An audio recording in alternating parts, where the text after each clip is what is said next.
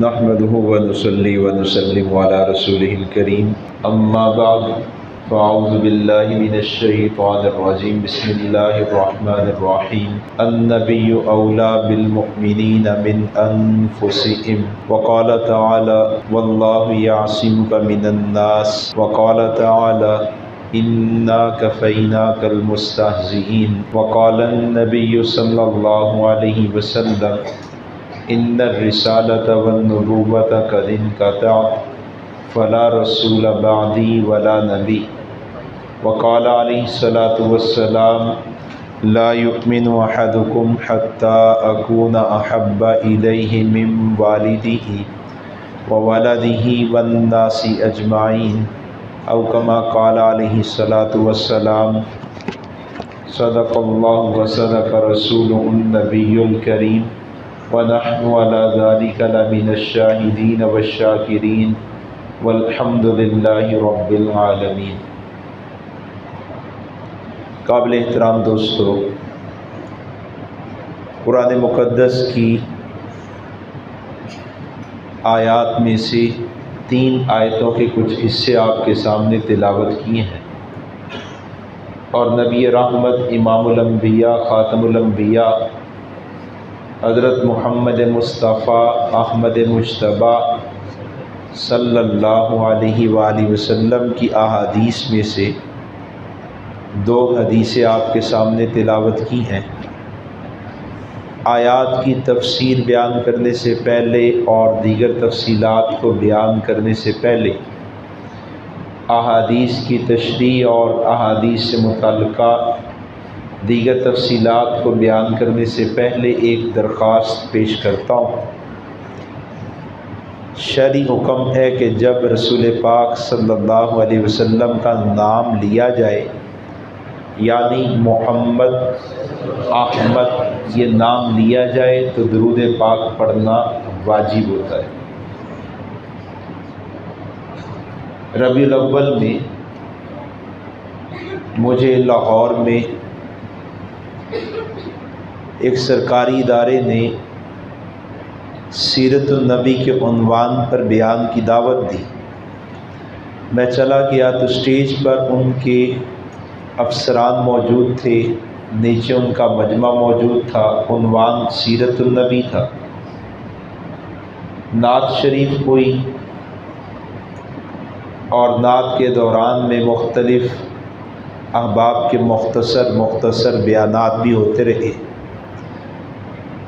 मैं मुसलसल एक बात नोट करता रहा कि जब भी इमामुल अंबिया सल्लल्लाहु अलैहि वसल्लम का नाम मोहम्मद आता है, अहमद आता है, तो स्टेज पे बैठे हुए तालीम याफ्ता लोग, पढ़े लिखे लोग और नीचे जितना भी मजमा मौजूद है, ये 3 हिस्सों में तकसीम हो जाता है।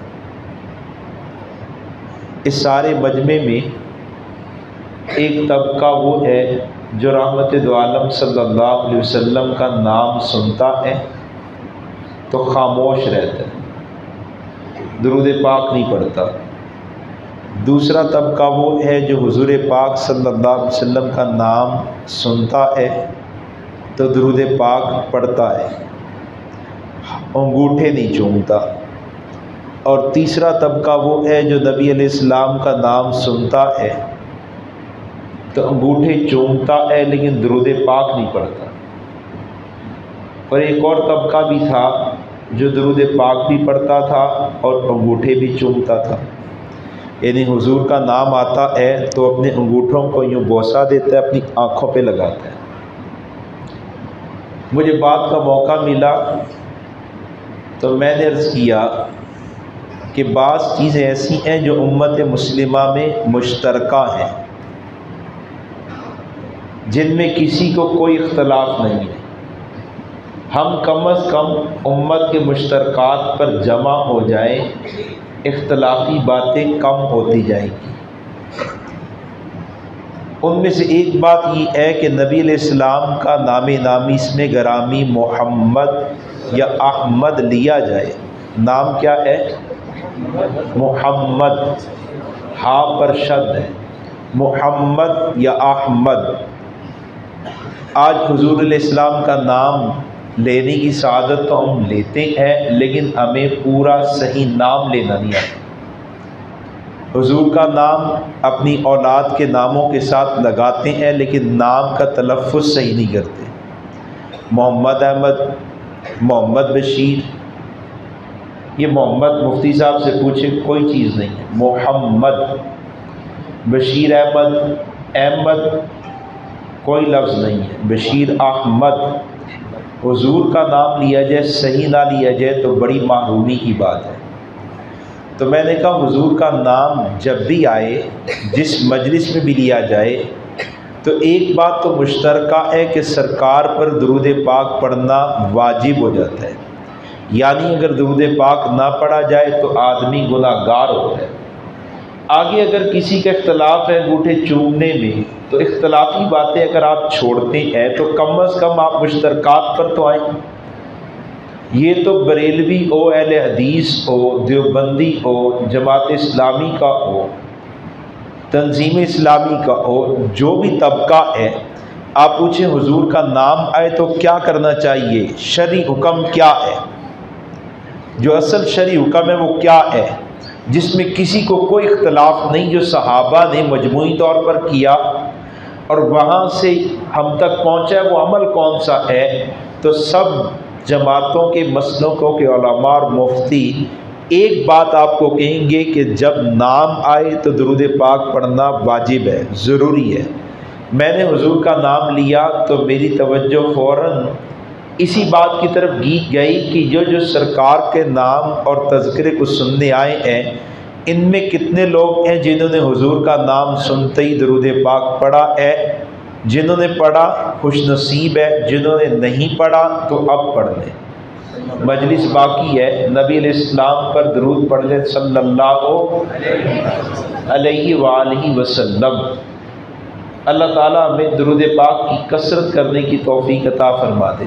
दरूद पाक एक जामे इबादत है, जामे इबादत है। जामे इबादत का मतलब जो चाहता है कि मैं ज़िक्रुल्लाह करूँ वो दरूद पाक पढ़ता है तो ज़िक्रुल्लाह खुद ही होता है।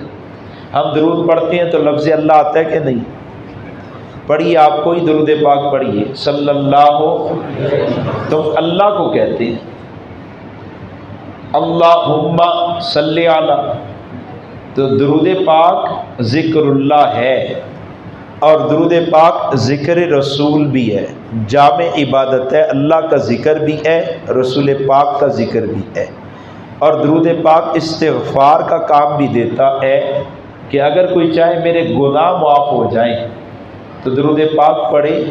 हर दरूद पढ़ने पर कितने गुनाह माफ़ होते हैं? 10 गुनाह माफ़ होते हैं। दरूद पाक अल्लाह ताला की रहमत को, फ़ज़ल को हासिल करने का ज़रिया भी है। जब एक बार दरूद पढ़े तो कितनी रहमतें उतरती हैं? 10 रहमतें। किसी को एक रहमत मिल जाए तो ये कुल कायनात की दौलतों से बेहतर है। और 10 रहमतें एक मरतबा दरूद पाक पढ़ने पर। जो आदमी दरूद पाक पढ़ने का आदी हो तो वो 1 मिनट में कितनी बार दरूद पाक पढ़ लेता होगा? आप मोहतात हो के 10 बार, 1 मिनट में 10 बार पढ़ लेता होगा। तो अगर वो 1 मिनट में 10 बार दरूद पाक पढ़ता है तो कितनी रहमतें? 100 रहमतें। 10 मिनट में 100 बार दरूद पाक पढ़ता है तो कितनी रहमतें? 1000 रहमतें भी, 1000 गुनाहों की मुआफ़ी भी। फिर दरूद पाक हाजात को पूरा करने के ज़रिए है। 1000 दर्जात भी बुलंद हुए, 1000 दर्जे बुलंद हुए। और दरूद पाक हाजात पूरा करवाने का ज़रिया है। मेरी हाजत है, मैं चाहता हूँ नौकरी मिल जाए, दरूद पाक की कसरत करूँ, अल्लाह ताला मेरी हाजत को पूरी करेंगे। औलाद नहीं है, दरूद पाक की कसरत करूँ, अल्लाह ताला औलाद की नेमत अता फरमाएंगे। और जो हाजात हैं, हाजात पूरी करवाने का ज़रिया भी दरूद पाक है। एक जामी इबादत है, एक मुकम्मल इबादत है। और दरूद पाक अल्लाह की चाहत है। अल्लाह की चाहत है कि मेरा बंदा मेरे महबूब पर दरूद पाक भेजे। और दरूद पाक हुजूर की चाहत भी है। हुजूर भी चाहते हैं कि मेरे उम्मती मुझ पर दरूद पाक भेजें। अच्छा, हुजूर क्यों चाहते हैं क्या हुजूर आपके दरूद पाक के मोहताज हैं? आपके दरूद पाक के मोहताज हैं? कसूर के अंदर मेरे एक दोस्त है सैयद बादशाह, सादात में से हैं। तो मैं और मेरे दोस्त बैठे यहाँ खुदा बख्शा, हम कल पिंडी से लाहौर आ रहे थे।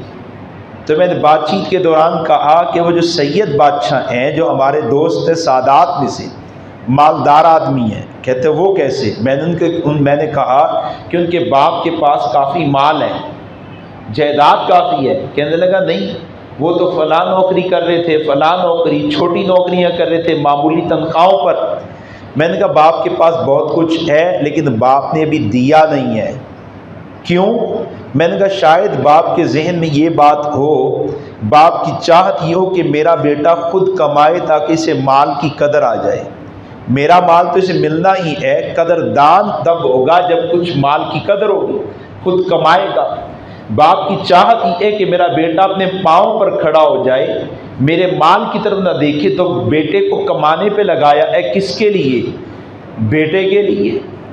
नबी अलैहिस्सलाम फरमाते मुझ पर कसरत से दरूद पढ़ो। मक्का मुकरमा में एक पाकिस्तानी बंदे से मेरी बहस हो गई। हम हज के मौका पे शौकिया में क़याम था, एक अरब शेख वहाँ पर बयान करने आए। बयान के बाद लोगों ने सवाल करने शुरू किए। वो उर्दू बोलने वाले, सवाल करने वाले उर्दू बोलते थे।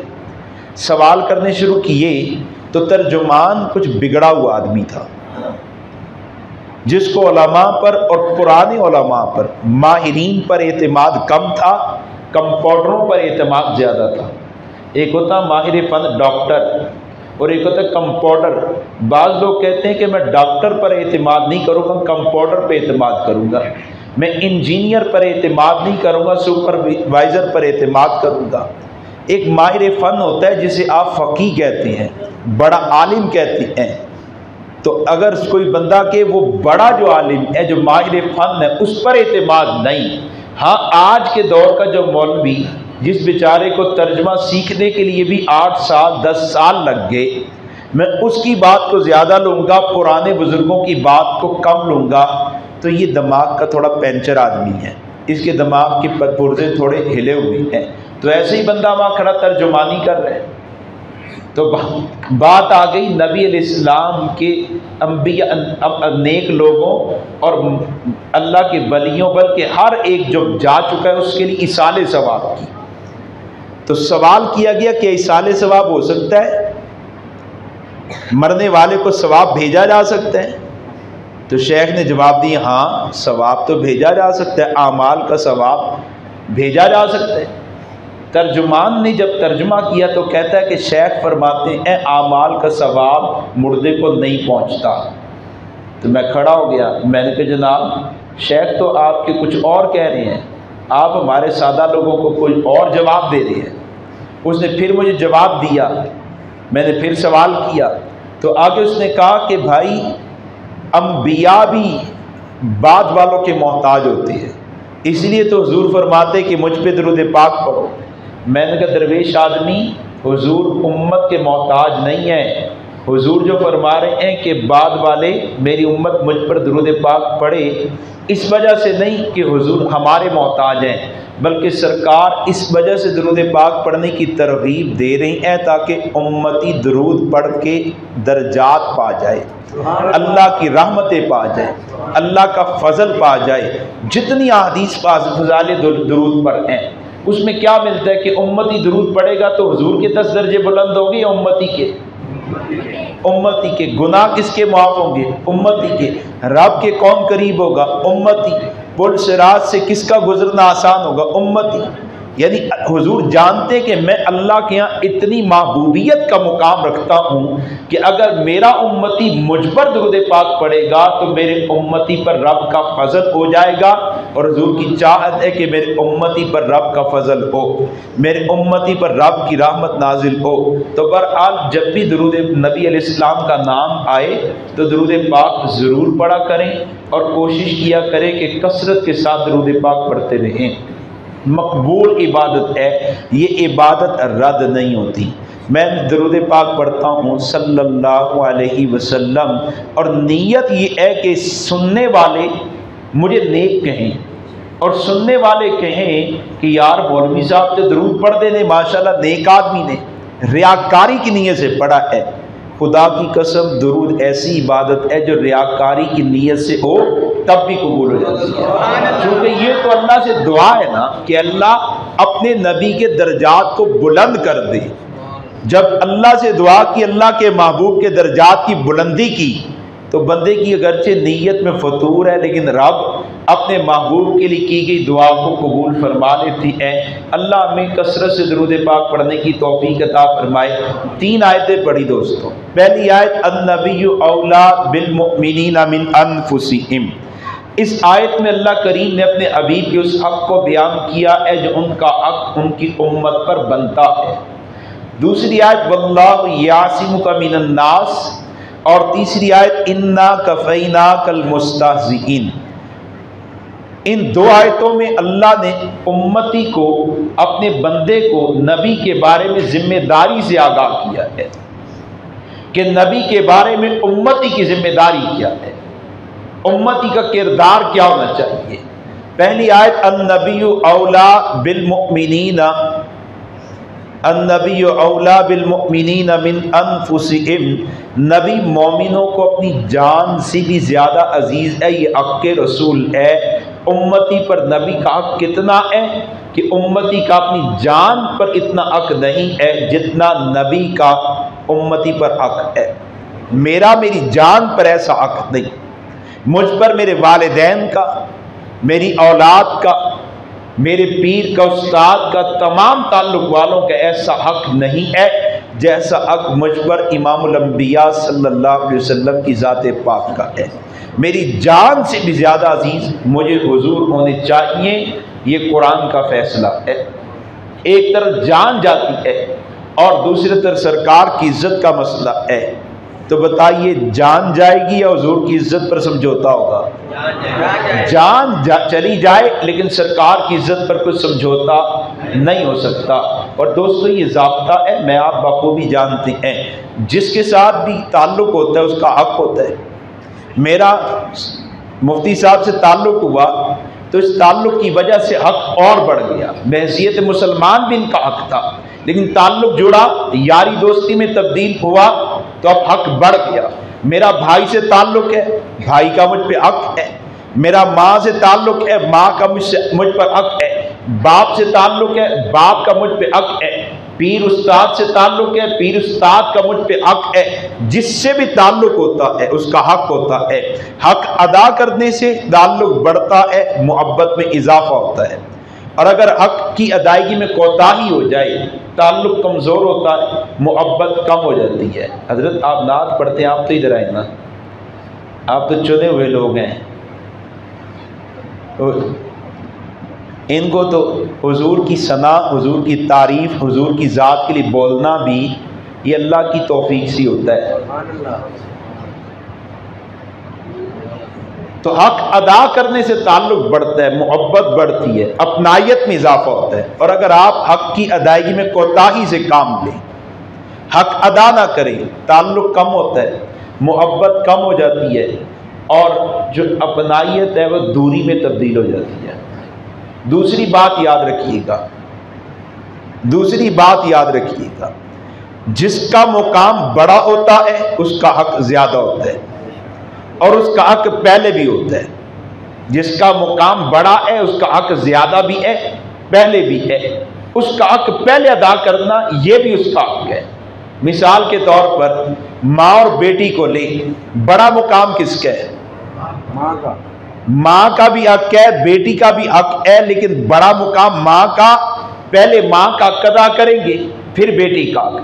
पहले माँ का हक़ अदा करेंगे, फिर बहन का हक़। पहले माँ का हक़ अदा करेंगे, फिर बीवी का हक़। पहले बाप का हक़ अदा करेंगे, फिर भाई का, बेटे का, यार दोस्त रिश्तेदार का हक़। मुकाम जिसका बड़ा उसका हक़ ज़्यादा भी है, पहले भी है।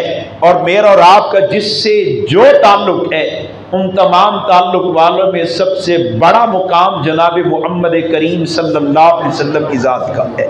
हुजूर का मुकाम सबसे बड़ा, हुजूर का हक़ सबसे ज़्यादा, और हुजूर ही का हक़ सबसे पहले अदा करना ज़रूरी है। सबसे पहले हक हुजूर का अदा होगा। पीर, उस्ताद, बाप, औलाद, रिश्तेदार, ताजिर, पड़ोसी, कारोबारी, जमींदार, हर एक का हक बाद में, सरकार का हक सबसे पहले है। और ये हक कब अदा होता है? मैं और आप नबी का हक अदा करने वाले हो जाए। ये होगा कब? जब नबी की जात की पहचान हो जाएगी। ज़ाब्ता ये जो जिसको जानता है उसका हक अदा करता है। बंदा माँ को जान जाए, माँ का हक अदा करता है। बाप की अजमत को पहचान जाए, बाप का हक अदा करता है। उस्ताद के एहसानात को समझ जाए, उस्ताद का हक अदा करता है। पीर की मोहब्बत और शफ़क़तों को जानने वाला पीर का हक अदा करता है। रिश्तेदार, पड़ोसी की ज़रूरत को जानने वाला उसका हक अदा करता है।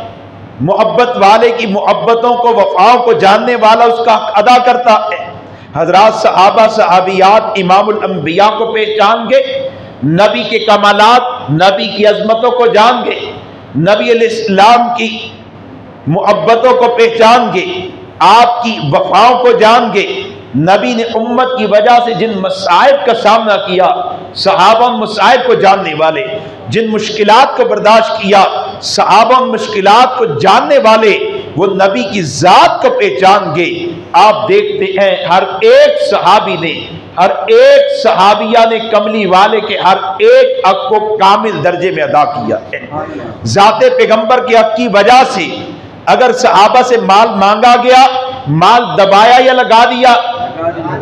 अगर भूख प्यास बर्दाश्त करनी पड़ी, भूख प्यास बर्दाश्त की, या नबी की जात का हक पामाल किया, भूख प्यास बर्दाश्त की है, खानदानों की कुर्बानी दी है, अपने घर बार छोड़े हैं, मक्का छोड़ के मदीना चले गए हैं, अपनी औलादों को कटवाया, अपनी जानों के नजराने पेश किए। लेकिन खुदा की कसम, हक के रसूल की अदायगी में कोताही हो जाए, ये सहाबा से नहीं हुआ। वजह वो ज़ाते पैगंबर को पहचान गए थे। आज जहां पे आप देखें कोई मुसलमान नबी के हक की अदायगी में कोताही से काम लेता है, तो आप फौरन समझ जाएं कि ये मुसलमान बेचारा नबी को पहचानता नहीं, सिर्फ मानता है। ये सिर्फ मानने वाला है, पहचानने वाला नहीं है। मैं माँ का अदब करता था, माँ का एहतराम करता था, कहना भी मानता था, लेकिन अदब एहतराम और ज्यादा बढ़ गया। कब? जब मैं कॉलेज से मदरसे चला गया। मदरसे गया तो मुझे असातिज़ा ने माँ का मुकाम समझाया कि माँ का मुकाम क्या है, माँ की अजमत क्या है, औलाद के लिए माँ की अहमियत, हैसियत क्या है। जनाब मूसा अलैहिस्सलाम का वाक़या भी सुना और बुजुर्गों के वाक़यात भी आए, तो माँ की अजमत और ज्यादा हुई, माँ का मुकाम और ज्यादा खुला। तो मैंने माँ का अदब और एहतराम और ज्यादा शुरू कर दिया, माँ की इताअत और ज्यादा शुरू कर दी। जब कोई जहां कहीं हक़ रसूल को पामाल करने वाला हो, चाहे वो नमाजी हो, हाजी हो, दाढ़ी वाला हो, समझ जाए कि इसने दाढ़ी तो रखी है, ये पैगंबर को मानता भी है, लेकिन नबी अलैहिस्सलाम को पहचानता नहीं है। खुदा की कसम, पहचान के बाद कैसे मुमकिन है कि ज़ाते पैगंबर को तरजीह ना दी जा सके, नबी अलैहिस्सलाम की ज़ात को तरजीह न दी जा सके। फिर मसलक पीछे रह जाता है, जमात पीछे रह जाती है, पीर, उस्ताद, बाप, दोस्त, रिश्तेदार पीछे रह जाता है, माल जान सब पीछे रह जाता है। अमली तौर पर मुसलमान कहता सबसे आगे हुजूर पाक सल्लल्लाहु अलैहि वसल्लम की जात है। ये पहचान कैसी होती है? ये पहचान होती है नबी की सीरत को पढ़ने से, और ये नबी का हक भी है, नबी की सीरत को पढ़ने से। आज मिल्लत इस्लामिया के अफराद की बड़ी कमज़ोरी में से ये भी है कि मुसलमान हुजूर की सीरत को नहीं पढ़ते, सीरत के तज़किरे नहीं है।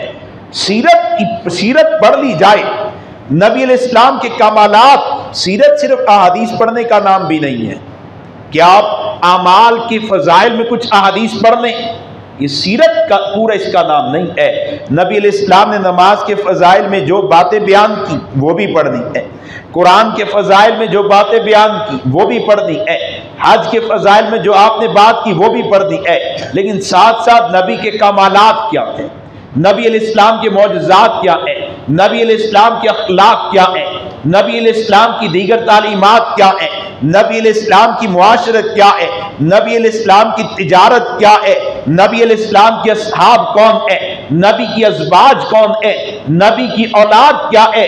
कमली वाले की सीरत तो इन तमाम पहलुओं के साथ मुंसलिक है, और ये भी नहीं कि सिर्फ रबीउल अव्वल में है और विलादत के साथ मुंसलिक है।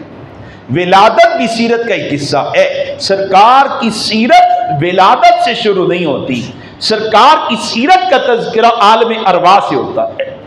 हजरत थानवी रहमतुल्लाह ने भी लिखा है, आलम अरवा से जब अल्लाह ने रूहों को वजूद दिया है, सरकार का तज़किरा मौजूद है। आदम अलैहिस्सलाम के जिस्म के साथ रूह का ताल्लुक नहीं हुआ, सरकार का तज़किरा मौजूद है।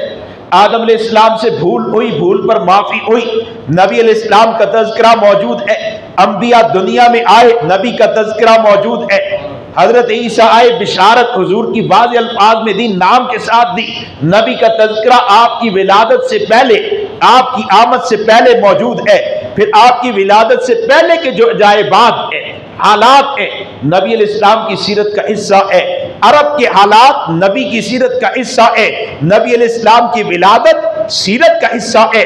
आपका बचपन सीरत का हिस्सा है, आपका लड़कपन सीरत का हिस्सा है, जवानी सीरत का हिस्सा है, निकाह सीरत का हिस्सा है, तिजारत सीरत का हिस्सा है, अखलाक सीरत का हिस्सा है, कमालात सीरत का हिस्सा है, मौजज़ात सीरत का हिस्सा है, सिफात सीरत का हिस्सा है, असहाब है, अज़वाज है, औलाद है, सीरत का हिस्सा है।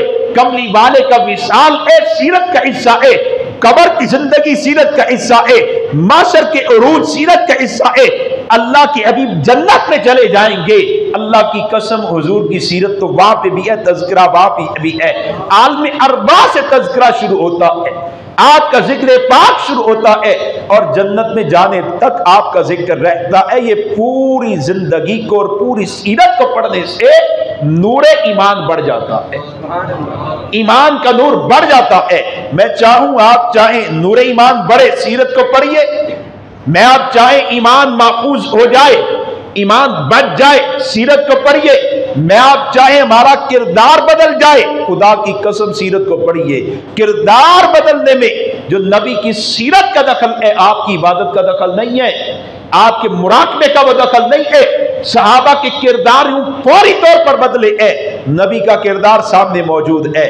और यहाँ एक बात और अर्ज करूं, कुरान भी ज़रिया हिदायत है। बड़ी तादाद में लोग कुरान पढ़ के मुसलमान हुए, लेकिन पहली खातून जो मुसलमान हुई उनका नाम क्या है? पहली खातून कौन मुसलमान हुई? सैयदा खदीजा। इन्होंने कुरान पढ़ा था, कुरान अभी उतरा ही नहीं है, मौजज़ा भी देखा ही नहीं है। नबी अलैहिस्सलाम ने जैसे बात कही, ईमान लाई, वजह नबी अलैहिस्सलाम की सीरत सामने मौजूद है, किरदार मौजूद है, जलवत खलवत को जानने वाली है। कमली वाले पर ईमान लाने वालों में पहला मर्द कौन है? कुरान पढ़ा था, नबी अलैहिस्सलाम का जो कुरान नाजिल वो पढ़ा नहीं, कुरान नहीं पढ़ा, मौजज़ा नहीं देखा, नबी अलैहिस्सलाम से यारी है, दोस्ती है, रिफाकत है, नबी अलैहिस्सलाम के किरदार को जानने वाले हैं, फौरन ईमान लाए। ये कितना उजला किरदार है। 11 बीवियां आपकी हुई, 11 निकाह आपने किए, और आपने ऐलान किया, अपनी अज़वाज को पैगाम दिया कि मेरी बीवियों, मेरी घरवालियों, मुहम्मद से जलवत में जो देखो, खलवत में जो देखो, लोगों के सामने बयान कर दो। मेरी खलवत भी लोगों के सामने बयान करो, मेरी जलवत भी लोगों के सामने बयान करो। क्या हम में कोई मर्द ऐसा? अव्वल सवाल तो ये होता है, 11 अज़वाज को आपने रखा, अल्लाह ने आपको खुसूसी इजाजत दी, उसमें बहुत सी हिकमतें हैं, वो मौजू नहीं मेरा, बहुत सी हिकमतें हैं, लेकिन एक वक्त में आपकी 9 बीवियां नहीं है, एक वक्त में आपकी 9 बीवियां। आप में कोई 2 बीवियों वाला है? 2 बीवियों वाला कोई नहीं है। आप हैं, चलाना औखा काम है हजरत, सौखा औखा काम है ना। मैं भी अल्हम्दुलिल्लाह 2 बीवियों वाला हूं, दोनों इंतहाई नेक, शरीफ, आला किरदार, आला अखलाक, और दोनों साबिरा, मुझे तंग भी नहीं करती। इसके बावजूद मैं कहता हूं दूसरी शादी ना करना। मैं क्या कहता हूं? दूसरा निकाह ना करना, बगैर उज़र के ना करना। परेशानियां मिलेंगी, हालात आएंगे। मुझे ऐसी परेशानियां भी नहीं, साबिरा है, शाकिरा है, इबादत गुजार है, शौहर को शौहर मानने वाली, मुकाम देने वाली, शौहर का हक अदा करने वाली, मैं फिर भी कहता हूं। और जिसको कोई थोड़ी सी बीवी टेढ़ी मिल जाए तो या तो पहली ने छुड़ा देती है या खुद चली जाती है। और अगर बीवी का हक अदा ना हो रहा हो, एक को माल गया दूसरी को नहीं, या दोनों के घर फाके आ गए, फिर हालात और सख्त हो जाती हैं। कमली वाले का किरदार और जात कितनी आला थी। 9 अज़वाज एक वक्त में रखी है। कोई झगड़ा सुना आपने? कोई इख्तिलाफ सुना आपने? कमली वाले ने कभी कहा मैं बीवियों की वजह से तंग हुआ? अज़वाज ने कभी आपके बारे में शिकवा किया? वो फाकों के साथ रह रही हैं, खुश हैं। नबी अलैहिस्सलाम हर एक पहलू से कामिल थे, शौहर के एतबार से इतने कामिल कि खुदा की कसम उनसे पहले और उनके बाद क़यामत तक कोई इस पहलू से इतना कामिल नहीं हो सकता कि आप एक वक्त में 9 बीवियां रखते हैं और 9 की 9 खुश और फाकों के साथ खुश हैं। उनके हुजरों को देखें, 10-10 फुट के हुजरे हैं, 10-10 फुट के हुजरे हैं। खजूर की शाखों की दीवारें हैं, पर दीवारों की जगह ऐसे पर्दे लटक रहे हैं। एक लाइन में ही हुजरे, ऐसे पाकों के साथ, ऐसे ज़ुहद के साथ जिंदगी गुजारने वालियां हैं। फिर कुरान कहता है अपनी अज़वाज को आप इख्तियार भी दे, अगर कोई आप किसी निकाह से जाना चाहे तो इसको इख्तियार है। हुजूर ने अज़वाज के सामने ये ऑप्शन भी रखी, मेरे घर फाके हैं, परेशानियां हैं, तंगी है, और ये रहेगी, ऐसा नहीं कि खत्म हो जाएगी, रहेगी। फतूहात तो मदीना में जाने के बाद होना शुरू हो गई, लेकिन सरकार के घर में फाके बदस्तूर है। फतूहात हुई, सहाबा सारे जानिसार हैं। सहाबा घरों में खाते तो हुजूर क्यों नहीं खा सकते? आपके पास जो आ रहा है तकसीम हो रहा है, जो आ रहा है तकसीम हो रहा है। और जो आपकी अज़वाज कभी शिकवा करती हैं? कभी शिकवा? मैंने कहा नबी अलैहिस्सलाम की सदाकत पर एक दलील तो उनकी अज़वाज खुद है कि 9 बीवियां रखी, एक वक्त में 9 रखी है, और 9 की 9 कहती है कामिल जात है, बाकिरदार जात है, पाकीज़ा जात है, उजले किरदार वाली है, सदाकत और सच्चाई वाली है, बाकमाल जात है, रब के साथ निहायत मजबूत ताल्लुक रखने वाली जात है। इस पर वही उतरती, जात पर वही उतरती है। फाकों के साथ तो कहते ये फाके बर्दाश्त है, इनकी मायत नहीं छोड़ सकते, ये तंगी बर्दाश्त है, इनकी मायत नहीं छोड़ सकते। किसी के घर में 2 हो जाती है तो उसे परेशानी होती है। आज जो सैयदा आयशा सिद्दीक़ा रज़ी अल्लाह ताला अन्हा या हुज़ूर पाक सल्लल्लाहु अलैहि वसल्लम की दीगर अज़वाज और ताअद्दुद अज़वाज मुतअद्दिद निकाहों को लेके एतराज़ किया जाता है, ये सरासर जहालत पर मबनी होता है। इसके और बहुत से जवाबात हैं, लेकिन मैं एक पहलू पे अर्ज कर रहा हूं, एक पहलू पर। तो आपकी अज़वाज हुजूर की सीरत का हिस्सा है। जो अज़वाज मुताहरात को पढ़ता है, अज़वाज मुताहरात के इल्म को देखता है, उनके कमाल को देखता है, उनके तकवे को देखता है, उनके ज़ुहद को देखता है, तो फौरन कहता है कि इनकी तरबियत जिसने की है वो बड़े कामिल हैं। तरबियत जिसने की है वो बड़े कामिल। तो पूरी जिंदगी का मुताला, पूरी जिंदगी का मुताला सीरत है। अब बकर ने इसी सीरत का मुताला की ईमान लाए, अली घर के फर्द है, इसी सीरत का मुताला की ईमान लाए, जैद घर के फर्द है, इसी सीरत का मुताला था, ईमान लाए। और ये बात याद रखिएगा, मक्का के काफिरों ने नबी अलैहिस्सलाम पर इल्ज़ाम लगाया है, और इल्ज़ाम वो लगाया जिसकी हकीकत का वो खुद भी इनकार करते थे। मिसाल के तौर पर नाउज़ बिल्लाह शायर कहा, फिर बामी मजलिसों में कहते थे यार कुरान शायराना कलाम है ही नहीं, शायर तो हमने कह दिया लेकिन शायराना कलाम नहीं है। फिर कहते थे या फिर मजनून होंगे। फिर बामी मजलिसों में कहते थे नहीं, जिसको जुनून होता है वो ऐसा पाकीज़ा होता है। लिबास देखो कितना पाकीज़ा है, सूरत देखो कितनी निखरी हुई है, आदाब देखो कितनी उम्दा है, ताजीब देखो सारे मुआशरे में जुदा है। ना तो जुनून है ना शायर है, ना जुनून है ना शायर है। फिर क्या के बस लोगों को रोको, इनसे लोगों को जादूगर है। फिर खुद कहते थे जादूगर का कलाम भी ऐसा नहीं होता, जादूगर भी इतना साफ नहीं होता, इतना पाकीज़ा नहीं होता, इतना अच्छे किरदार वाला नहीं होता। ये 3 बुनियादी इल्ज़ाम लगाते थे। क्यों? इसलिए कि हकीकत में उनके पास हुजूर की ज़ात पर एतराज़ करने के लिए कोई बात ही नहीं थी, कोई एक बात नहीं थी कि बचपन में हमने आपको ऐसा देखा, बचपन में आपने ये काम किया, लड़कपन में आपने ये किया था, जवानी में आपने ये किया था, तिजारती मामलात में आपके ये ऐब नक्श रह गया था, निकाह के मामले में ये एतराज था, मुआशरत हुस्ने मुआशरत में ये पहलू कमजोर था, अखलाक में ये कमजोरी थी। उन्होंने नबी की जिंदगी के मुख्तलिफ पहलू कोई एक एतराज नहीं कर सके। एतराज जो किया तो सिर्फ इल्जाम, थक के कह दिया कि यार शायर लगता है, फिर थक के कह दिया कि जुनून लगता है, लेकिन फिर कहते थे ऐसा नहीं हो सकता।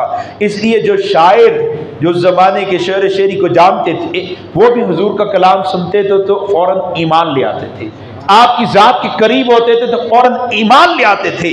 मसला आज ये है, मुसलमान हुजूर की नुमाइंदगी नहीं कर सकता, अपने नबी का तारुफ पेश नहीं कर सकता। काफिर ने तो बेएतराज करना है, नाउज़ुबिल्लाह, वो तो बैठेगा, दूर जाएगा।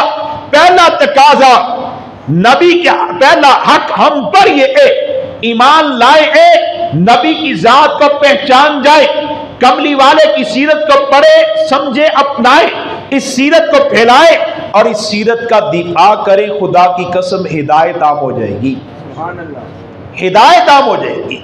लाहौर में एक दोस्त है अब्दुल वारिस गिल, ईसाई थे, मुसलमान हो गए, ईसाई थे, मुसलमान हो गए। मैंने एक जगह अपने मदरसे जामे अब्दुल्ला इब्न उमर में उनका प्रोग्राम रखा और उनसे कहा कि आपने इस मजमे को बताना है कि आप मुसलमान क्यों हुए, इस्लाम को कैसा पाया, अब क्या करते हैं। उसके बाद एक और जौहर टाउन में एक प्रोग्राम किसी ने रखा, मुझे भी दावत दी, तो मैंने उनकी गुफ्तगू को उस दिन पूरा सुना। जो खुद प्रोग्राम रखा था मैं उसमें शरीक नहीं हो सका, मजमा बड़ा था, उसके इंतजामात में रहा। आज मैं बैठा उसकी बात सुनने लगा तो उसने कहा जब मैं ईसाई था तो मुझसे मुसलमान कराहत करते थे। एक दफ़ा एक तंदूर वाले के पास खड़ा था तो तंदूर वाले ने मुझे कहा यार वारिस तू ज़रा पीछे होकर खड़ा हो जा। भाई क्यों? तो उसने कहा कि मुसलमान मुझसे नान नहीं खरीदेंगे, रोटी नहीं खरीदेंगे, पीछे हो जाते हैं। यार दोस्त भी कराहत खाते थे। तो मेरे दिल में आया कि मैं पक्का ईसाई बन जाऊँ, बाअमल ईसाई बन जाऊँ, मुआशरे में कोई नाम भी कमाऊँ और एक अच्छा ईसाई जो मुसलमानों पे अच्छा तासुर डाल सके। मैं ऐसा कोई अच्छा ईसाई बनता हूँ। ईसाईयत पढ़ना शुरू की, यूनिवर्सिटी भी चल रही है, तो अल्लाह ने एक दिन दिल में डाला कि मैं इस्लाम पढ़ता हूँ, इस्लाम क्या है। फिर मैंने कहा कि इन मुसलमानों का मज़हब पढ़ूँ जो मेरे साथ ये मामला करते हैं। फिर आया दिल में कि नहीं, इनको नहीं देखना, इनके नबी को देखना जो बानी इस्लाम है।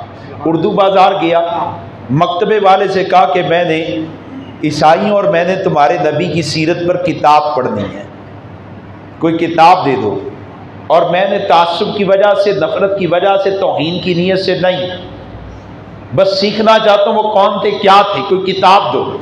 उसने सीरत रहमतुल लिल आलमीन नामी किताब 3 जिल्दों में मेरे सामने रखी, ये किताब पढ़ लो। मैंने कहा कितने की? कहता 450 रुपये की।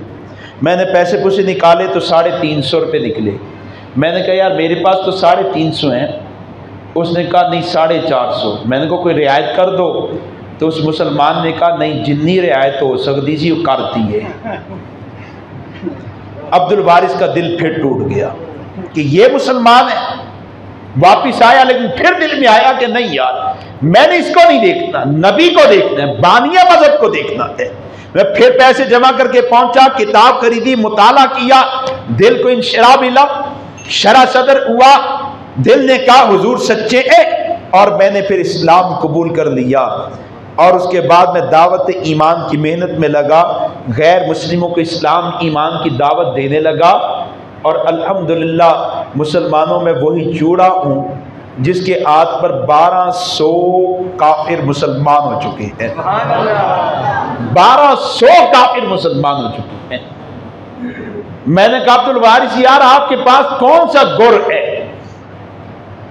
कौन सा गुर है कि आप काफिरों के सामने पेश करते हैं वो मुसलमान होते हैं? उसने कहा आपके पास भी है। वो कौन सा? कहते जब किसी काफिर से मिलता हूं उसे कहता हूं गैर जानिबदार हो जाओ, इस्लाम की, नबी इस्लाम की नफरत को निकाल दो, ठीक है कबूल ना करो लेकिन तासुब नफरत निकाल दो।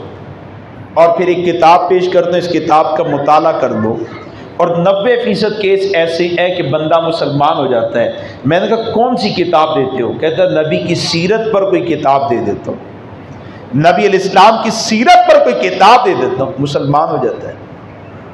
दोस्तों काफिर की हिदायत नबी की सीरत से वाबस्ता है, कुरान की तालीम से वाबस्ता है।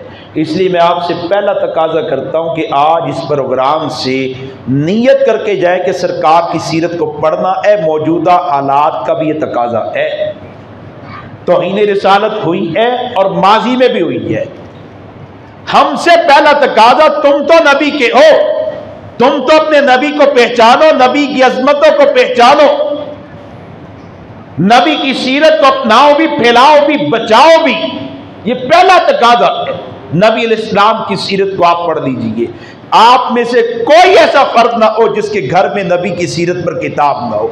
हमारी मसाजिद में कोई ऐसी मस्जिद ना हो जहां नबी इस्लाम की सीरत पर किताबें ना हो। आज हम कुरान रखते हैं लेकिन साहिब कुरान की सीरत पर किताब नहीं रखते। हम में कुरान पढ़ने वाले भी मौजूद है लेकिन नबी इस्लाम की सीरत का मुताला करने वाले लोग मौजूद नहीं है। पेशावर में मैं कॉलेज के अंदर गया, बयान खत्म नबूवत पर था, तो मैंने तलबा से पूछा यार पाकीज़ा जिंदगी गुजारना चाहते हो?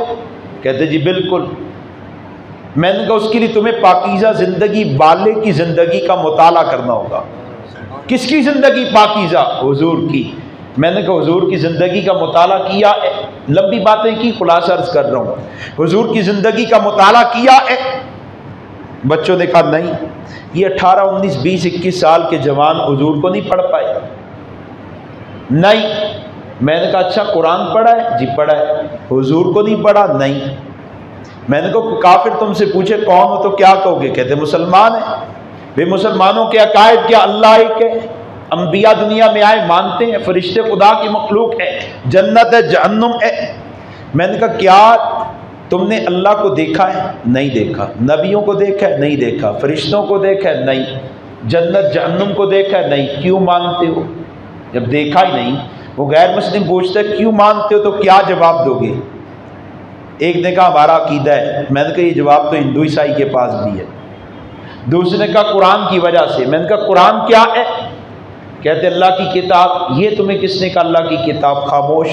मैंने कहा वो काफिर अगर मुझसे पूछे गैब पर ईमान क्यों है तो मैं कहूँगा मैंने हुजूर को माना, सच्चा माना, उन पर एतमाद किया। हुजूर ने मुझे बताया अल्लाह एक है, मैंने मान लिया और बगैर देखे मान लिया।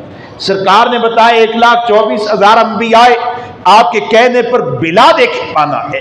आपने बता दिया जन्नत है, जहन्नुम है, कब्र में तंगी वुसअत है, कंधों पर फरिश्ते है, नमाज है, रोजा है, हज है, कुरान है। सरकार जो फरमाते रहे मैं मानता गया। नबी इस्लाम की जात पर एतमाद का नाम ईमान है। मैंने उन्हें माना है, सच्चा माना, उन पर एतमाद की, इसलिए मोमिन हूं, इसलिए मुसलमान हूं। अब बताओ तुम क्या जवाब दोगे? अब नौजवानों ने कहा हम भी कह देंगे कि हुजूर को मानने की वजह से मुसलमान हैं, गैब को मानते हैं। मैंने कहा अगर वो तुमसे पूछे हुजूर कौन है फिर क्या कहोगे? हुजूर का तारुफ करवाओ, उनकी सदाकत पर दलाइल दो, गुफ्तगू करो, अखलाक तालीमात बताओ। बता सकोगे? चुप होगे। मैंने कहा अच्छा मौजू बदलते हैं, मुझे बताइए हुकूमत किनके पास है? पीटीआई के पास। हुक्मरान कौन है? इमरान खान। मैंने कहा तुम में कोई इमरान खान के मानने वाला? चंद हाथ खड़े हुए। मैंने कहा इमरान खान ने कौम को क्या दिया? पीटीआई ने कौम को क्या दिया? पीछे डेस्क से एक नौजवान उठा, मैं जवाब दूं? मैंने कहा दो। वहां से चल के बड़े एतमाद के साथ मेरे डाइस के सामने आ गया, इमरान खान और पीटीआई की हिमायत में बात शुरू कर दी। मैंने कहा हाँ यार तुम पीटीआई के बैठ जाओ। मैंने कहा आप बताओ कोई नून लीग वाला भी है? फिर चंद नौजवानों ने हाथ खड़े किए। मैंने कहा नून लीग ने क्या दिया? नवाज शरीफ ने क्या दिया? और जी हमने बम दिया, हमने मोटरवे दी, ये किया, वो किया। मैंने कहा तुम भी नून लीग वाले बैठ जाओ। जरदारी के मानने वाला, पीपल पार्टी वाला भी कोई एक चंद हाथ फिर खड़े हुए। नुमाइंदे बन गए, अवामी नेशनल पार्टी वाले भी थे, नुमाइंदे बन गए। मैंने आखिर में इनसे पूछा, अब बताओ तुम में कोई मोहम्मदी भी है, कोई मक्की मदनी भी है? सबके हाथ यूं खड़े हो गए, अल्हम्दुलिल्लाह हम मक्की हैं, हम मदनी हैं, हम मोहम्मदी हैं। मैंने कहा मोहम्मदियो, मोहम्मद रसूलुल्लाह को मानने वालों, बताओ मोहम्मद सल्लल्लाहु अलैहि वसल्लम कौन थे? उनके अखलाक, उनकी सदाकत पर दलाइल क्या थे? उनकी तालीमात क्या थी? उनके कमालात मौजज़ात क्या थे? मैं मिंबर पर बावजू इमामे के साथ बैठा हूं, खुदा की कसम पूरे हाल में से कोई एक भी नहीं जो हुजूर का नुमाइंदा बन सकता हो, एक भी नहीं है। आप जिस मोहल्ले से आए, जिस गांव से आए, जिस इलाके से, जिस खानदान से ताल्लुक रखती है, आप बखूबी जानते हैं कि आपके मोहल्ले में, गांव में, खानदान में पीटीआई के नुमाइंदे भी है, जरदारी के नुमाइंदे भी है, नून लीग वालों के नुमाइंदे भी है, जान के साथ, जी जान के साथ नुमाइंदगी दिफा है। लेकिन आपको अपने खानदान में मोहम्मद रसूलुल्लाह की नुमाइंदगी कब मिलेगी? मानने वाले बहुत है। जरा आप सोशल मीडिया को उठाएं, अभी बैठा मैं एक ग्रुप उलमाए किराम का ग्रुप है, अहले इलाका उलमाए किराम लाहौर के खास खास उलमा, और बात क्या चल रही है? पटवारी यूथिया, पटवारी यूथिया। मैंने उसमें अपनी एक पोस्ट भेजी, तौहीन रिसालत की गई है, और आप अभी तक इन बहसों में उलझे हुए। खुदा का वास्ता सियासी जमाती मसलकी जाती लिसानी इन तासुबात से थोड़ा सा ऊपर होके वक्त के तकाजों को पहचान ले कि वक्त का तकाजा क्या है।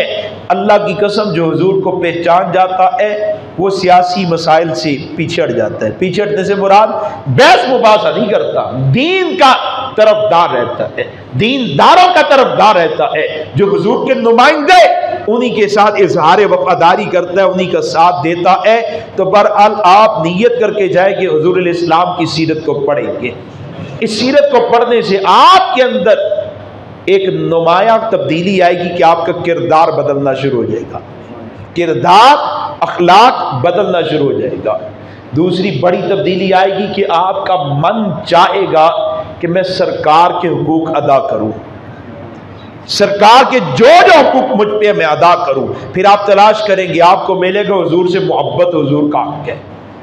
फिर आप मोहब्बत है रसूल पे जब वाक़यात को पढ़ेंगे कि हुजूर की निस्बत जिसको मिली हुजूर पर फिदा हुए, टूट कर मोहब्बत। एक मोहब्बत होती है रस्मी, माँ की गोद से मिली है, लेके चल रहा है।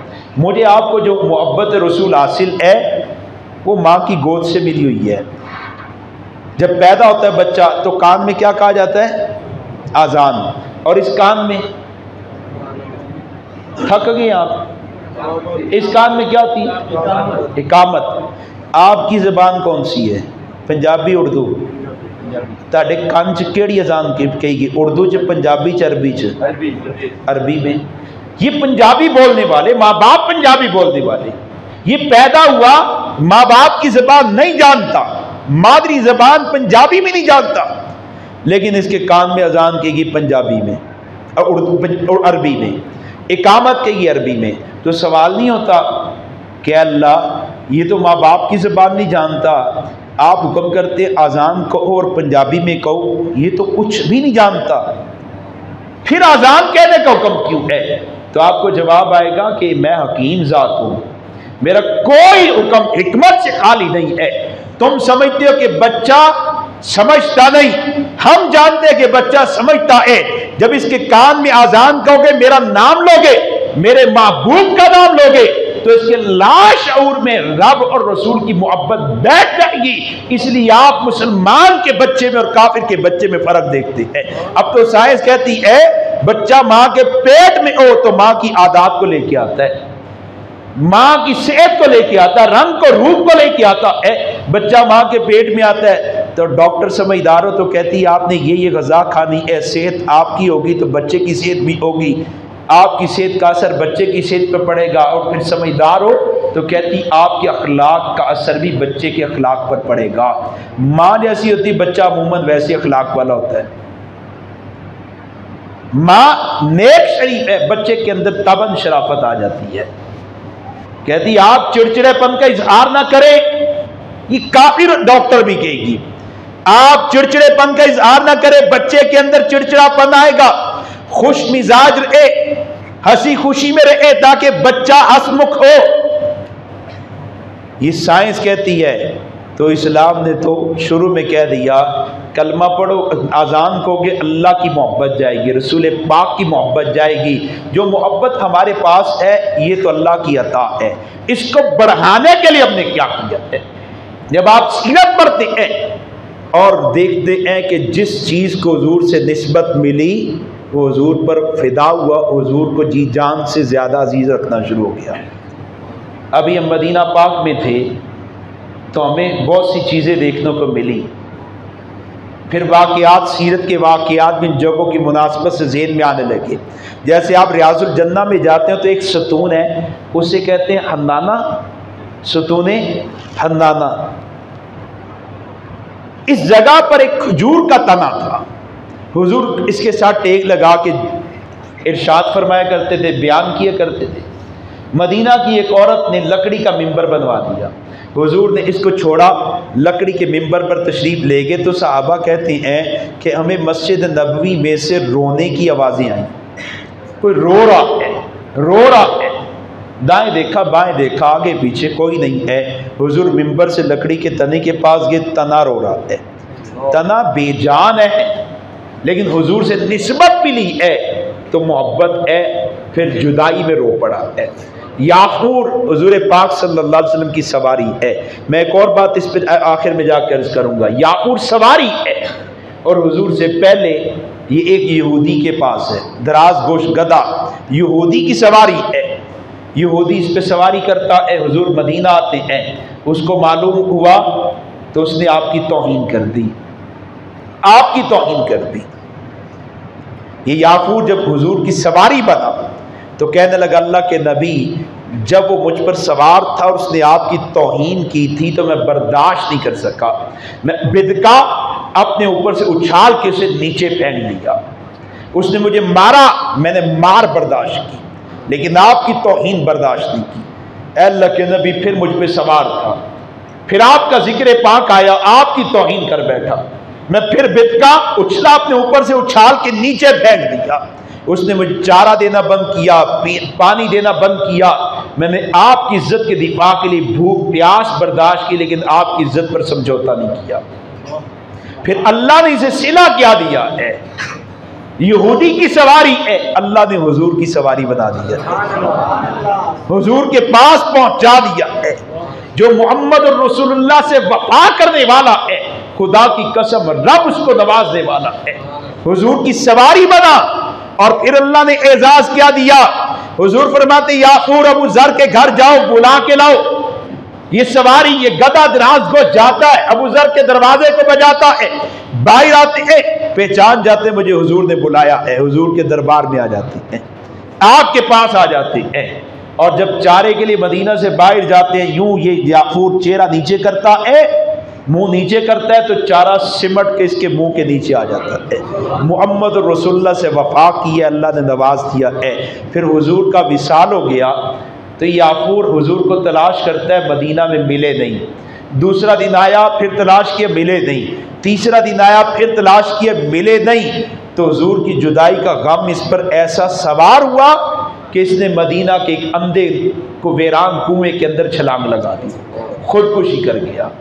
और फिर देखो हुजूर से वफा करने वाले का मुकाम क्या है गदा, याकूर, दराज गोश, लेकिन मौलवी मुनीर मिंबर रसूल पे उसका फख्र से, मोहब्बत से, अकीदत से तज़किरा कर रहा है, मोहब्बत और ज़ौक़ से तज़किरा कर रहा है।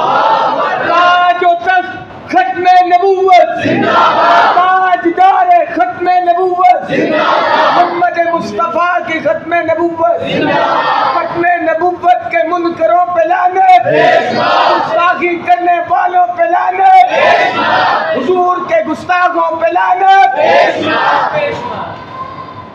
मौलाना जिंदाबाद, मौलाना जिंदाबाद। वफा की नवाजा गया, वो सतून ने वफा की है, नवाजा गया। आज तक रियाजुल जन्ना में अलामत मौजूद है, आज तक अलामत मौजूद है। वफा करने वाले अबू बकर है, वफा करने वाले अबू बकर हैं। आज तक मस्जिद नबी में अबू बकर के घर की जगह की निशानदेही मौजूद है। अभी आप जाइए, हालात और हैं। मस्जिद नबी में जो पुराना हिस्सा है, जो आगे का हिस्सा जिस पर गुंबद भी है, पूरी मस्जिद को चारों तरफ से बंद किया गया है। सामने दीवार है, इस तरफ के दरवाजे भी बंद, बाबे जिब्राइल भी बंद, सामने सेन से भी उन्हें कनात लगा दी, रास्ता बंद। उस हाल के अंदर दाखिल होने को 2 रास्ते हैं सिर्फ। आज भी हालात सख्त हैं, लेकिन 2 दरवाजे खुले हैं। एक बाबुस सलाम है, जहां से जाके उम्मती सरकार पर सलामी अकीदत पेश करता है, नबी अलैहिस्सलाम पर सलाम पेश करता है। और दूसरा सैयदना अबू बकर सिद्दीक का घर का दरवाज़ा है, जिसके बारे में हुजूर ने आखिरी वक्त में कहा था कि मस्जिद नबी की तरफ खुलने वाले तमाम दरवाज़ों को बंद कर दो, लेकिन अबू बकर के घर का दरवाज़ा बंद मत करना। हुजूर इसमें इशारा देखे कि मेरे बाद अबू बकर ने खलीफा होना है, चूँकि खलीफा वो होगा जिसने कसरत से मस्जिद में आना है।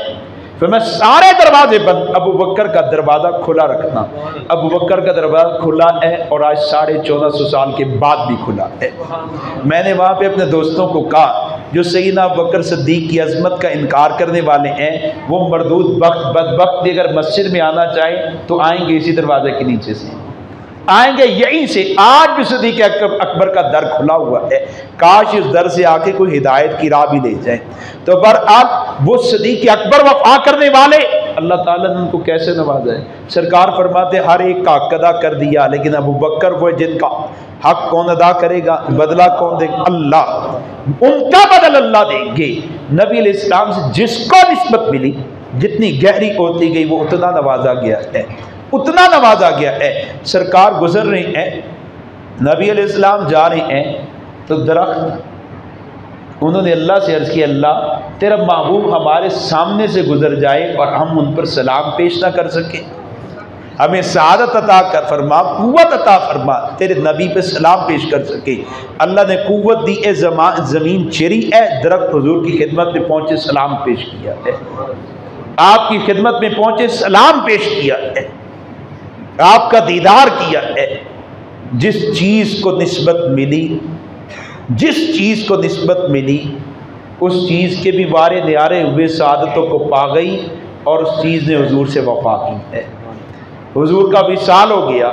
एक सहाबिया हज़रत आयशा के पास आई, अम्मा जान मुझे हुजूर की कब्र की ज़ियारत करवा दें। अम्मा जान ने कब्र और हुजूर, अपने हुजरे और हुजूर की कब्र के दरमियान जो पर्दा है, उस पर्दे को एक तरफ किया। सहाबिया की निगाह हुजूर की कब्र पर पड़ी है, सहाबिया रो पड़ी, हुजूर की जुदाई का गम, रो पड़ी, रोई रोई रोई और इतना रोई कि वहीं पर जान दे गई है, वहीं पर जान दे गई है। दोस्तों, जब बेजान हुजूर से निस्बत पाए, वफा करे, मोहब्बत करे।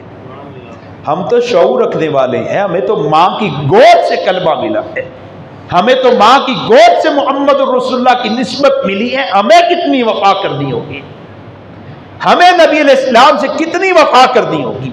और वफा करने वाला नवाजा जाता है। एक एक चीज को उठाइए, बकरी ने वफा की है, नवाजी गई है, कबूतर ने वफा की है, नवाजा गया है, मकड़ी ने वफा की है, नवाजी गई है। खुदा की कसम, एक एक चीज जिसने मोहम्मद रसूलुल्लाह से मोहब्बत की है, आपका साथ दिया, आपसे वफा की है, नवाजा गया है। सरकार पाक सल्लल्लाहु अलैहि वसल्लम के चचाओं को ले, 2 चचा ईमान लाए, हजरत अब्बास, हजरत हमजा। हजरत अब्बास ईमान लाए, बुनियाद में वफाए रसूल का जज्बा है, बल्कि वफाए मोहम्मद का जज्बा है। जब मदीना वाले आए, आके मिना की रात पहाड़ की घाटी में आपकी बैत की है, हजरत अब्बास पूछते हैं, अब क्या चाहते हो, क्या दावत देते हो?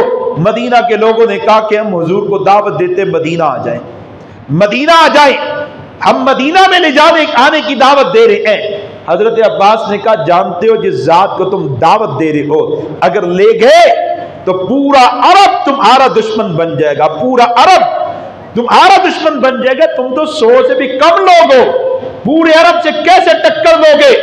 हाँ, अगर तुम ले गए, दुश्मन मैदान में उतर आया, तो फिर तुम्हें इनसे वफा करनी होगी। अगर इनसे वफा कर सकते हो, अगर इनका दिफा कर सकते हो, फिर मोहम्मद को ले जाओ, मेरे भतीजे को ले जाओ। अगर नहीं तो फिर इनको यहीं छोड़ दो। मक्का में कबीला मौजूद है, कबीला हिफाजत करेगा। बड़े गौर से बात सुनिएगा, कबीला मौजूद है, कबीला दिफा करेगा। कबीले ने साथ छोड़ दिया, अब्बास चचा मौजूद है, दिफा करेगा। हजरत अब्बास उस वक्त मुसलमान नहीं हुए थे। ये कह रहे मैं अपने भतीजे का दिफा करूंगा, चूंकि मेरे भाई का बेटा है, मेरा खून है, दिफा करूंगा। और फिर अल्लाह रब्बुल इज्जत ने हजरत अब्बास को ईमान अता कर दिया। हालत कुफर में नस्बी ताल्लुक की वजह से इजहार वफादारी की है, मोहम्मद के साथ वफा का इजहार किया। अल्लाह ने हजरत अब्बास को ईमान दिया और सरकार ने फरमाया कि अब्बास तुम तो मुहाजिरीन में बड़ा मुकाम रखने वाले हो, बड़ा मुकाम रखने वाले हो। दूसरे हजरत हमजा जिन्होंने ईमान कबूल किया, इस्लाम लाए, आए हैं शिकार से। मक्का में किसी ने कहा कि आज अबू जहल ने तेरे भतीजे को मारा, तकलीफ पहुंचाई है। हजरत हमजा हुजूर के नबी अलैहिस्सलाम के रज़ाई भाई भी लगते हैं एक निस्बत से। उनकी भी परवरिश कबीला बनु साद में हुई।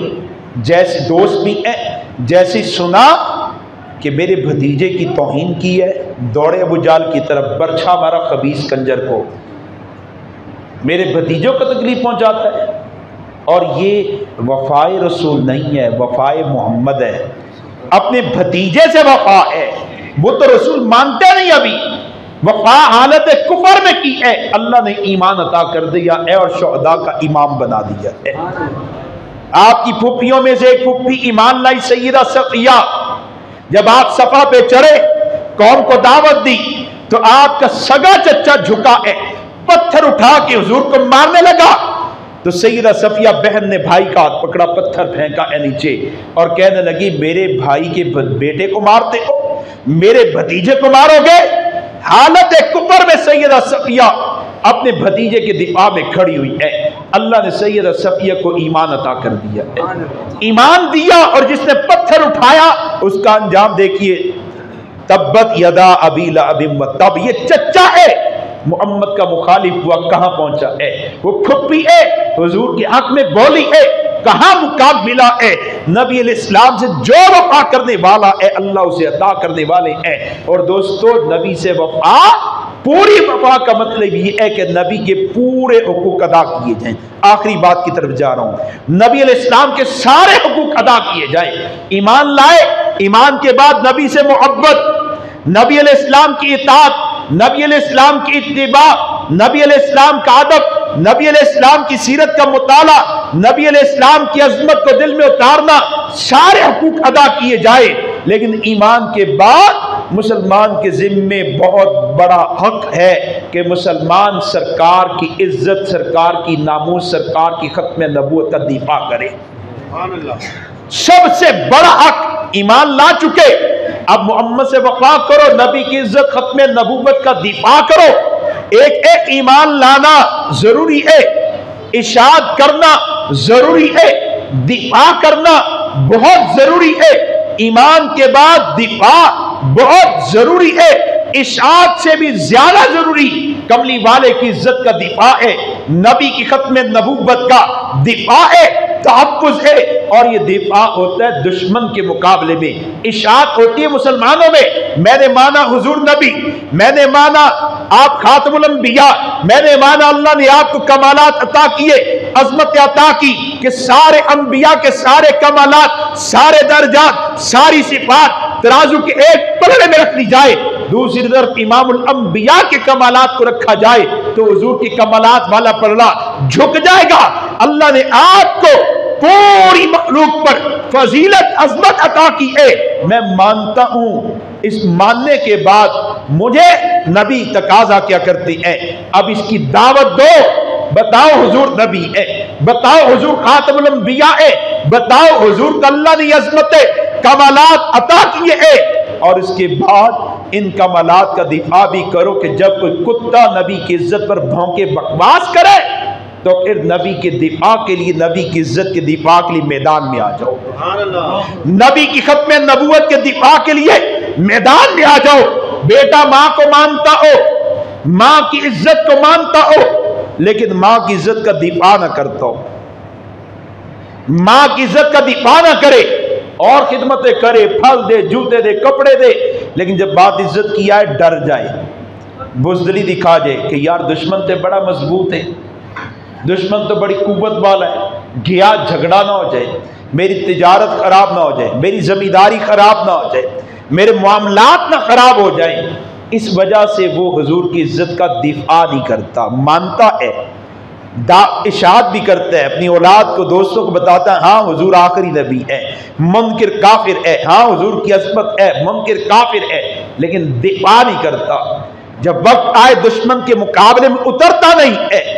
तो ऐसा ही है जैसे माँ को फल भी दे, जूते भी दे, कपड़े भी दे, लेकिन माँ की इज्जत पे हमला हो तो माँ की इज्जत का दिफा ना करे। बताएं, जो माँ की इज्जत पामाल करवाने में साथ मिल जाए, खामोश होके साथ मिल जाए कि अच्छा लूटो, मैं तो दिफा नहीं करता, मैं तो डरता हूं, या मैं तो ताजिर तिजारत में मसरूफ, जमींदार हूं जमींदारी में मसरूफ, डॉक्टर अपने पेशे में मसरूफ, मैं नहीं आ रहा। इसने खामोश होके अपनी माँ की इज्जत पर समझौता किया है। शाम को आए, माँ को जूते कपड़े फल दे, माँ कबूल करेगी? माँ कहेगी बेटे तूने मेरी इज्जत का दिफा क्यों नहीं किया? और दूसरा बेटा फल जूते कपड़े ना दे पाए, लेकिन माँ की इज्जत पर पहरा देना जानता हो, माँ की इज्जत पर पहरा देता हो, माँ की बेटा तो ये है मेरा जिसने मेरी इज्जत का दिफा किया है, जो मेरी इज्जत के लिए डट के खड़ा हो गया, बेटा तो ये है मेरा। वो कि अम्मा मैंने तुझे जूता कपड़ा फल दिया, आज मैं तेरा बेटा नहीं, फर्मा बरदारी की, आज मैं तेरा बेटा नहीं। माँ कहेगी बेटे ये सारे हुकूक मेरे, मेरा तुझ पे हक, लेकिन सबसे बड़ा हक ये था कि तू मेरी इज्जत पर पहरा देता, इसने मेरी इज्जत पर पहरा दिया है, तू तो मेरी इज्जत पर पहरा नहीं दे सका, मेरी इज्जत की हिफाजत नहीं कर सका। दोस्तों, जैसे माँ अपनी इज्जत को अजीज रखती है, बल्कि माँ जितना अपनी इज्जत को अजीज रखती है, खुदा की कसम हुजूर इससे करोड़ों गुना ज्यादा अपनी इज्जत को प्यारा रखते हैं। जो जितनी इज्जत वाला होता है उसे अपनी इज्जत इतनी ज्यादा प्यारी होती है। नबी अलैहिस्सलाम को अपनी इज्जत बड़ी प्यारी है। वो आदमी बड़ा खुश नसीब है जिसको अल्लाह ने हुजूर की इज्जत खत्म नबूवत की चौकीदारी पे लगा दिया है। बड़ा खुश नसीब है जिसका वक्त हुजूर की चौकीदारी में, माल हुजूर की चौकीदारी में, इज्जत हुजूर की चौकीदारी में, ताल्लुकात हुजूर की चौकीदारी में इस्तेमाल हो रहे, बड़ा सादतमंद है। और खास आज जब पूरा आलमी कुफर एक हो चुका है, कभी खबर आती नार्वे में तौहीन रिसालत हुई है, कभी खबर आती फ्रांस में तौहीन रिसालत हुई है, कभी खबर आती डेनमार्क में तौहीन रिसालत की गई है, कभी खबर आती इंडिया में तौहीन रिसालत की गई है। दोस्तों, इतने ज्यादा मानने वाले फिर तौहीन रिसालत हो जाए, कहते नंबरदार के मुकाबले च नहीं आना। क्यों? बड़ी कुव्वत वाला है भाई, चार बंदे जानने वाले है, फलां जवान के मुकाबले में ना आना, झगड़ा ना करना। क्यों भाई? यार असर रसूख वाला है, 12-14 नौजवान उसके साथ ग्रुप में रहते हैं, मरने मारने वाले लोग हैं, 4-10 बंदे जिसके साथ बंदा उसके साथ टक्कर लेता डरता है। और हुजूर के मानने वाले दुनिया में 2 अरब के करीब है, 2 अरब के करीब, 2 अरब मुसलमान, 56 इस्लामी रियासतें, तेल के ज़खायर इनके पास, सोने के ज़खायर इनके पास, ऐसी कुव्वत है इनके पास ऐसे जवान भी मौजूद हैं, लेकिन फिर तौहीन रिसालत क्यों होती है? कुफर टेस्ट कर चुका है कि ये बेगैरती में परले दर्जे पर पहुंच चुके हैं, बेहिस हो चुके हैं, बेहिसी का मुजस्मा बन चुके हैं। आज मुसलमान इज्जत रसूल के दिफा के लिए क्या कर रहा है? नबी अलैहिस्सलाम की तौहीन हमने सुन ली, आज 2 हफ्ते से ज्यादा चुका तौहीन रिसालत की जा चुकी है, और जमातें 2 हफ्ते के बाद एहतजाज शुरू कर रही हैं। 2 हफ्ते के बाद एहतजाज शुरू कर रही हैं। 2 हफ्ते से ज्यादा चुका तौहीन रिसालत को, मशवरे चल रहे हैं, क्या करें? रैली काट लो, एहतजाज कर लो, 4 बैनर लगाए, बैनर भी लगाए, अपने गम गुस्से का इजहार करें, रैली भी निकाले, लेकिन इतनी सुस्ती, इतनी काली, इतनी लापरवाही। और जब ऐलान कर दिया गया मोहम्मद की इज्जत पर हमला हुआ है, उनकी इज्जत के दिफा के लिए थोड़ी देर के लिए बाहर आ जाओ। अभी मैं जब पहुंचा था आपके शहर में, एक तरफ मुड़ने लगे, रोड बंद है। भाई क्यों रोड बंद है? कहते हैं तहफ़्फ़ुज़ नामूस रिसालत की खातिर एहतजाज हो रहा है। कितने लोग थे? कितने लोग थे? इमरान खान आ जाए ज्यादा लोग जमा होते हैं, नवाज शरीफ आ जाए ज्यादा लोग जमा होते हैं। छोड़ दो इमरान खान को, घर की खुशी का मौका है, हम ज्यादा लोग इकट्ठे कर लेते हैं। घर में गम का मौका है, हम ज्यादा लोग इकट्ठे कर लेते हैं और सरकार की इज्जत पे हमला होता है। बार बार एहतजाज की काल, रैली में शिरकत की दावत बार बार पुकारा जाता है, झंझोड़ा जाता है, बेदार किया जाता है। उसके बाद भी पूरी मस्जिद से 2-4 बंदे जाते हैं, यार रैली है, हिस्सा पाइए, रैली है, हिस्सा पाइए। जैसे उस्ताद मोहतरम हजरत मौलाना मुफ्ती हसन साहब दामत फ़ीज़ुम खत्म के प्रोग्राम में जाने लगे, थोड़ी ताखीर हुई, रात ज्यादा हो गई, गाड़ी में बैठने लगे। किसी ने पूछा हजरत कहाँ पे? भाई खत्म के प्रोग्राम में। उसने कहा हजरत अच्छी बात है, आपका हर जगह हिस्सा डल जाता है, यहाँ भी हिस्सा डल जाए। फरमाया भाई खत्म नबूवत नामूस रिसालत में हिस्सा नहीं डालना, अपना कुल डालना है। नारे तकबीर। यहाँ खत्म नबूवत आज तक खत्म नबूवत, नारे तकबीर। हुजूर की खत्म नबूवत के मुनकरों पे लानत, इंडिया के कुत्तों पे लानत, इंडिया की कुत्तियों पे लानत। फिर मैं यहाँ कुल डालना है, हिस्सा नहीं डालना। हम हिस्से डालने वाले ना बने, सिद्दीक़ अकबर की सुन्नत पर अमल करके अपना कुल डालने वाले बने। सहाबा के नक्शे कदम पर चलते हुए अपना कुल डालने वाले बने। 2 टोक ऐलान करे और यहां से ऐलान करे, ये लोथरा भी हिले, ये जबान का लोथरा भी हिले, ये भी कहे कि सरकार की इज्जत पर कोई समझौता नहीं, लेकिन साथ दिल का लोथरा, ये गोश्त का लोथरा भी गवाह बन जाए कि अल्लाह ये बंदा जो जबान से कह रहा है मैं भी इसका तर्जुमान हूं, अल्लाह सच कह रहा है। यहां भी इसके यही है, ये तेरे नबी की इज्जत पर कोई समझौता नहीं कर सकता, नबी की इज्जत पर कोई समझौता नहीं कर सकता। दोस्तों मानते आप है, आप ही को हुजूर की इज्जत पर पहरा देना है, हुजूर की अजमत को आप मानते, आप ही को पहरा देना है। मत देखिए कौन सी जमात है, मत देखिए कौन सा मसलक है, कौन सी जमात है, कौन सा लीडर है, कौन सा पीर है, मौलवी मुफ्ती है। किस कहते जी मेरी जमात के फलां बुजुर्ग ने काल दे दी, अब मैं एहतजाज करूंगा। दुर फिटे मुंह, दुर फिटे मुंह। जमात के लीडर ने काल दी, अब एहतजाज करोगे। 2 हफ्ते से ज्यादा गुजर चुका, तौहीन रिसालत हुई, तुम्हारी जमात का इंतजामी ढांचा अपनी जगह, लेकिन सरकार की इज्जत पर कोई समझौता नहीं है।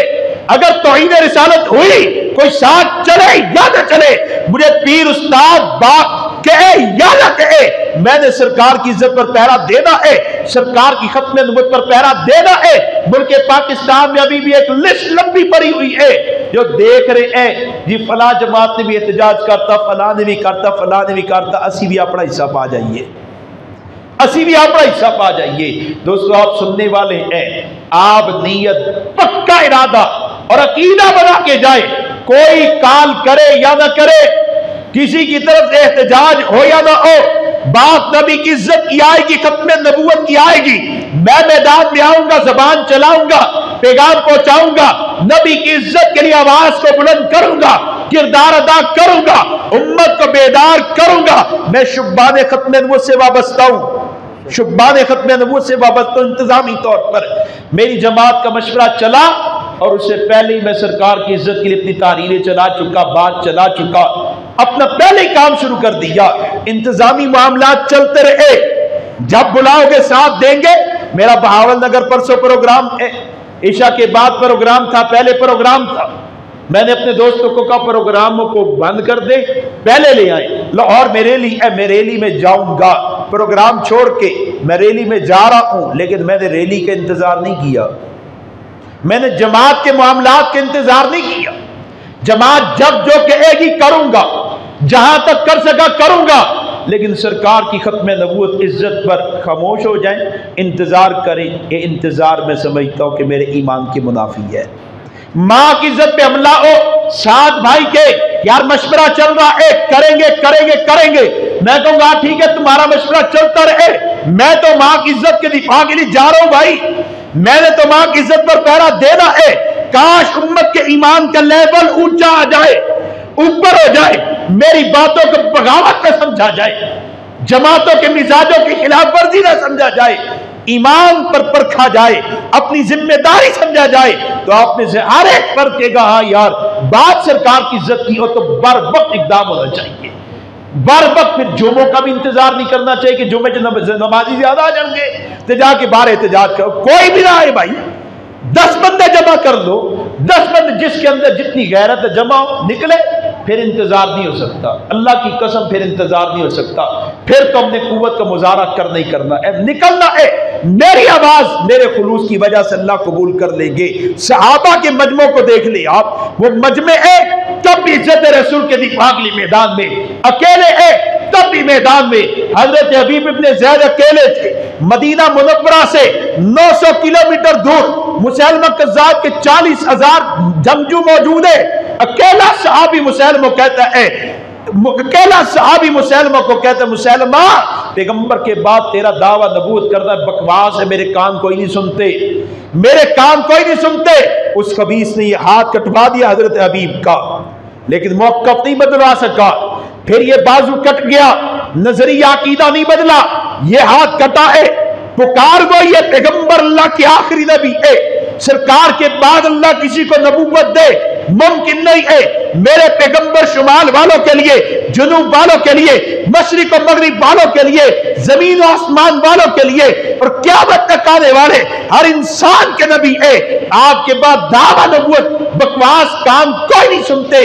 ये बाजू कटा, टांगे कट गई, पांव कट गए, पूरे वजूद के टुकड़े हो गए, लेकिन अकेला सहाबी खड़ा है, पैगंबर अल्लाह के आखिरी नबी है, पैगंबर अल्लाह के आखिरी नबी है, शहीद हो गए। मां ने भी कहा जवान मदीना में जाके आवाज लगा, ए मदीना के मर्दों, ए मदीना की औरतों, तुम में से आज जिसने उम्मे अम्मारा के घर में आना है ताज़ियत करने मत आए, रोने मत आए, जिसने आना है मुझे खुशखबरी सुनाने आए कि उम्मे अम्मारा आज आसमान वाले रब ने तुझ पर सादतों के, रहमतों के, बरकतों के दरवाजे खोल दिए कि आज तेरा बेटा पैगंबर की खत्म नबूवत पर कुर्बान हो गया है। मां का जज्बा ये है, अकेला सहाबी है, नबी से वफा करता है, कुव्वत की परवाह नहीं करता। ज़ैद अकेले है, मक्का वाले पकड़ के मक्का में घसीटते हैं, तशद्दुद किया गया, मारा पीटा गया, भूखा प्यासा रखा गया, लेकिन जब तख्तादार पे ला के लटकाया है, तख्ता खींचने लगे, फंदा देने लगे हैं, मौत के घाट उतारने लगे हैं, तो एक बदबख्त मक्का का काफिर कहने लगा नहीं यार ये तख्ता खींच दोगे ये तो मर जाएगा, भाई मारना ही तो है। कहते नहीं नहीं तमाशा करो। क्या तमाशा करे? कहने लगे हजरत ज़ैद के जिस्म पर निशानाबाजी की मशक करते हैं, निशानाबाजी की मशक, वो भी अकेले थे, उन्होंने निशानाबाजी की। ए देखो तीर फेंकता हूं ज़ैद की रान पर लगेगा, ये नेज़ा फेंकता हूं ज़ैद के पेट पे लगेगा, ये तीर फेंकता हूं कंधे पे लगेगा। पूरे वजूद में तीर नेज़े पेवस्त हो गए, जिस्म चीरा गया, फट गया। हजरत अबू सुफियान जो भी मुसलमान नहीं हुए करीब आ गए, करीब आके देखा तो गर्दन तो लटक गई, सांस उखड़ रहा है।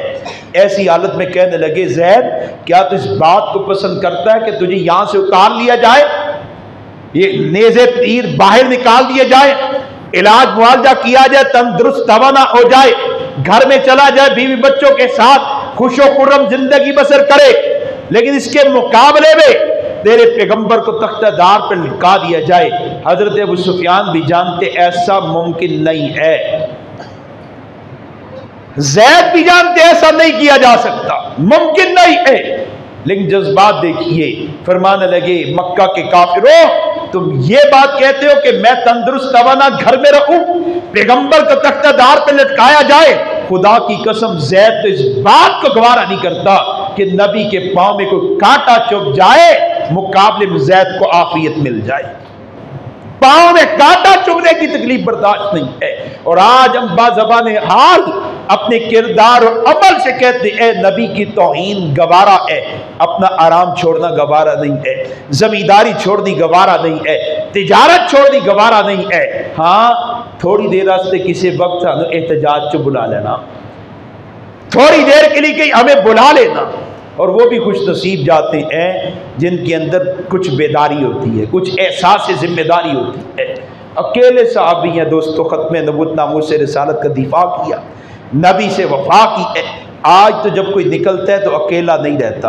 अव्वल तो हम हैं पाकिस्तान में, नामूस से रिसालत खत्म का कानून भी मौजूद है, उलमा भी मौजूद है, दीनी तंजीमें तारीखें भी मौजूद हैं, ईमान की चंगारी रखने वाले भी मौजूद हैं। जब कोई आवाज़ उठाता है नबी की इज्जत पर पहरा देने के लिए निकलता है, खत्म नबूवत नामूस से रिसालत का अलम थामता है तो वो अकेला नहीं रहता, लोग मिलते चले जाते हैं। अकेला भी रह जाए तब भी हुजूर का हक है, डट जाना, मुझसे वफा कर जाना।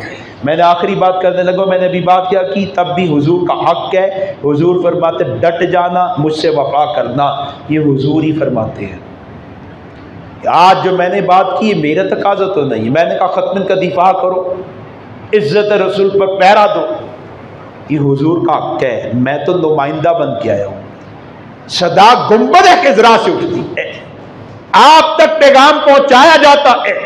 सहाबा मौजूद थे, आपने सहाबा से कहा तुमने मेरी इज्जत पर पहरा देना है। वो देखो काब बिन अशरफ ने तौहीन रिसालत की है, सहाबी मोहम्मद बिन मस्लिमा की तश्कील हुई, सहाबी ने हुजूर की इज्जत पर पहरा दिया है। अबू राफे यहूदी ने तौहीन की, हजरत अब्दुल्लाह इब्न अतीक की तश्कील हुई, सहाबी ने हुजूर की इज्जत पर पहरा दिया है। अबू इफ यहूदी ने तौहीन की है, सहाबी ने हुजूर की इज्जत पर पहरा दिया है। हुजूर के जमाने में जब तौहीन रिसालत हुई है, सहाबा तश्कील पे गए हैं, सहाबा ने जिम्मेदारी अदा की है, नबी का हक अदा किया, नबी की इज्जत पर पहरा दिया है। और खुदा की कसम, जैसे हुजूर ने सहाबा को कहा था मैंने तुम्हारा हक अदा किया, तुमने मेरा हक अदा करना है। आज भी साहिब गुंबद खिजरा अपनी उम्मत को कहते हैं, ऐ मेरी उम्मत, मैंने तुम्हारा एक हक अदा किया है, मैं तुम्हारी वजह से वादी ताइफ पे लहूलुआन हुआ, मैंने शेबी भी तालिब का बाइकार बर्दाश्त किया, मुझ पे पत्थर बरसाए गए, तुम्हारे हक की अदायगी के लिए मुझे शायर मजनून कहा गया, तुम्हारे हक की अदायगी के लिए मेरी पाकीज़ा बेटियों को तलाक दी गई, तुम्हारे हक की अदायगी के लिए मुझे शायर मजनून कहा है, मेरी कमर पे ऊंट की गंदी औज रखी गई है, तुम्हारे हक की अदायगी के लिए मेरी उम्मत में वो मोहम्मद हूं जिसने तुम्हें रातों में याद रखा है, दिनों में याद रखा है, रोया तुम्हारे लिए, तड़पा तुम्हारे लिए, मांगा तुम्हारे लिए। मैं तो बवक्त विशाल भी तुम्हें याद रख के गया हूं, आज भी तुम्हें याद रखा है। खुदा की कसम ये सदाए गुंबद खिजरा की है। सरकार अपनी उम्मत से आज भी अपना हक मांगते हैं, और आज हम इकरार करते हैं, अल्लाह के सामने इकरार करते कि अल्लाह तेरे नबी की इज्जत पर पहरा देंगे, तेरे नबी की खत्म नबूवत पर पहरा देंगे, नबी की इज्जत के दिफा के लिए हमें जान देनी पड़ी देंगे, माल देना पड़ा देंगे, वक्त देना पड़ा देंगे, घर बार जमीन जायदाद कुर्बान करवाने पड़े करवाएंगे, इदारे लगाने पड़े लगा देंगे। और अल्लाह सरहदात की लकीरें खत्म हो जाए तो तौफीक अता कर, इंशाअल्लाह इंडिया में जाके उस कुत्ते और कुतिया को उसके अंजाम तक पहुंचाने के लिए अपने आखिरी हद तक जाएंगे, जान दे जाएंगे, लेकिन नबी से बेवफाई नहीं करेंगे। अल्लाह रब्बुल इज्जत खत्म नबूवत जिंदाबाद, खत्म नबूवत जिंदाबाद, खत्म नबूवत गुस्ताखे रसूल पे लानत, मुर्तदियों पे लानत, गुस्ताखों पे लानत, मुर्तदियों पे लानत, नारे तकबीर। दो खुदा की इज्जत की कसम, अल्लाह तौफीक दे ये सरहदाती लकीरें खत्म हो जाए। मौलवी मुनीर जान देगा लेकिन उन कुत्तों तक पहुंचने की कोशिश करेगा, अपने नबी की इज्जत का इंतकाम लेगा, और उस वक्त तक जो यहां कर सकता हुआ करता रहेगा। अल्लाह की हुजूर हाथ भी उठाएगा, अल्लाह तेरा वादा है कि तू अपने नबी की इज्जत की हिफाजत करेगा, वहीं से कोई शेर खड़ा कर दे जो हुजूर के गुस्ताखों को उनके अंजाम तक पहुंचा दे। और उन कंजर बेगैरतों को इबरत का निशान बना दे।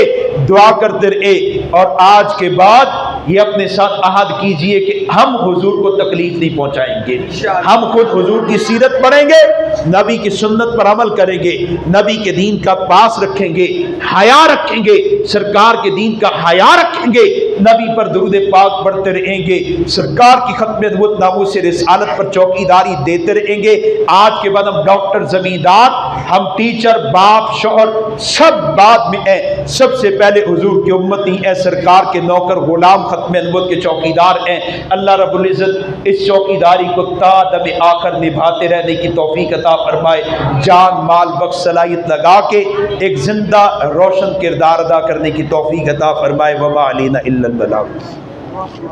अल्हम्दुलिल्लाहि रब्बिल आलमीन वस्सलातु वस्सलामु अला सय्यिदिर रसूल नस्तगफिरुल्लाहल्लज़ी ला इलाहा इल्ला हुवल हय्युल क़य्यूम व नतूबु इलैह। ए करीम परवरदिगार, ख़ताओं को, गुनाहों को माफ़ कर दे। मौला करीम जल्बत खलबत के गुनाह माफ़ फरमा। ए अल्लाह, अपने नबी की इज़्ज़त, नबी की ख़त्म नबूवत पर पहरा देने की तौफ़ीक अता फरमा। ए करीम परवरदिगार, इन टूटे फूटे जुमलों को, टूटे फूटे जज्बात को कबूल फरमा। अल्लाह, आप दिलों के भेदों को जानते हैं। हम कमज़ोर हैं लेकिन अल्लाह तेरे नबी से मोहब्बत करते हैं। ऐ अल्लाह, हम कमज़ोर हैं लेकिन चाहत रखते हैं कि तेरे नबी की ख़त्म नबूवत, तेरे नबी की इज़्ज़त की दिफा के लिए कुछ कर जाएँ। ऐ अल्लाह, तौफ़ीक अता फरमा। ऐ अल्लाह, तौफ़ीक अता फरमा। ऐ अल्लाह, तौफ़ीक अता फरमा। ऐ करीम परवरदिगार, हमारे घरों में रहमत बरकत खैर को नाजिल फरमा, बेबरकती को उठा लीजिए। ए करीम परवरदिगार, मुल्क पाकिस्तान के हालात को बेहतर फरमा। ए अल्लाह, मुल्क पाकिस्तान के हालात को बेहतर फरमा। ए अल्लाह, फिर दुआ है नबी की इज़्ज़त पर पहरा देने के लिए कबूल फरमा। जिन बदबख्तों ने आपके महबूब की इज़्ज़त पर हमला किया, उन्हें इबरत का निशान बना। अल्लाह, उन्हें इबरत का निशान बना। अल्लाह, उन्हें इबरत का निशान बना। अल्लाह, उन्हें इबरत का निशान बना। अल्लाह, उन्हें इबरत का निशान बना। ए करीम परवरदिगार, अपने महबूब के किसी आशिक को तौफीक अता फरमा जो इन बदबख्तों को उनके अंजाम तक पहुँचा दे। ए करीम, अपने महबूब की इज़्ज़त की हिफाजत फरमा। मुसलमानों की जान, माल, इज़्ज़त, आबरू की हिफाजत फरमा। ए अल्लाह, नामूस रिसालत, ख़त्म नबूवत के लिए मसलक, जमात, ज़ात, हर एक चीज़ के हर एक निस्बत और हर एक तासुब और हर एक मफाद से बालातर होके हमें एक होकर काम करने की तौफीक अता फरमा। ए करीम परवरदिगार, नबी के दर्जात को और बुलंद फरमा। हमें नबी की सुन्नतों पर अमल की तौफीक अता फरमा। नबी पर कसरत से दुरूद पाक पढ़ने की तौफीक अता फरमा। गुस्ताखों को अंजाम बद तक पहुँचा। ए अल्लाह, जो खैर हुजूर दे मांगी हैं सारी उम्मत में तकसीम फरमा, और जिन शुरूर से नबी अलैहिस्सलाम ने पनाह चाही है सारी उम्मत को उन तमाम शुरूर से पनाह अता फरमा। आमीन। सल्लल्लाहु तआला अला खैर खल्क़िही मुहम्मद व अला आलिही व अस्हाबिही अजमाइन बिरहमतिका या अरहमर राहिमीन। या अय्युहल्लज़ीना आमनु इत्तक़ुल्लाह व कूनू मअस सादिक़ीन।